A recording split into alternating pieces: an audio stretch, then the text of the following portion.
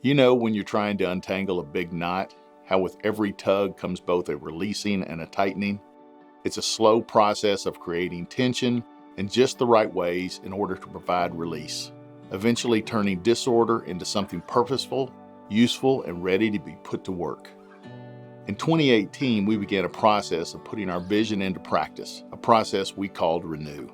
For over a year, and with the expert help of a consulting firm, we tugged and pulled at the very fabric of who we are as a church to isolate where we were strong and where we could be stronger.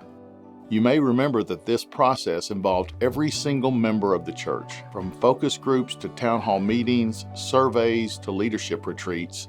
No stone was left unturned. We used all metrics at our disposal: financial analysis, peer group comparisons across a national database, and even personality tests to assess who we are, what we do well, and what we could do better, so that we might faithfully continue in the mission God has for our church. For starters, we sought to name what about Signal Pres has always been true and always will be true.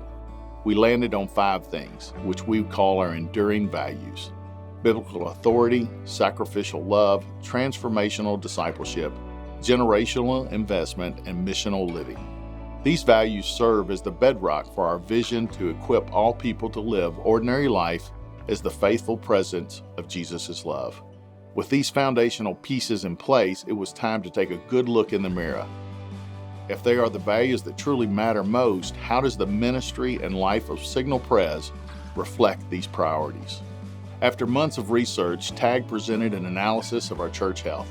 As you may expect, we had glowing reviews in many areas. Compared to a national database of thousands of churches, our church scored strongly in areas such as providing a caring community for families and delivering solid biblical preaching and teaching. As you also may expect, there were areas where we could do better. Signal Pres was lacking alignment across ministry objectives. There was tension around worship styles and gaps in interpersonal connectedness and engagement. In the months that followed, the session began to talk about how we would turn what we learned during Renew into action. As much as we wanted to charge ahead, the primary and initial goal was to grow trust, build unity, and to foster grace and healing.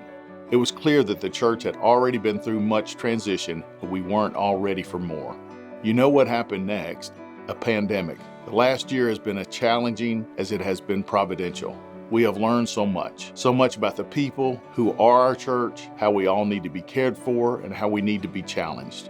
We've learned that old, tried, and true models of ministry don't always work as well as we thought. We've learned about family worship habits and needs for discipleship across all ages. We've learned about the benefits that smaller groups give when it comes to discipling kids and adults alike. We've learned a lot about technology and its role in ministry amidst a disconnected community. Thankfully, much of the challenge of this COVID season is fading away.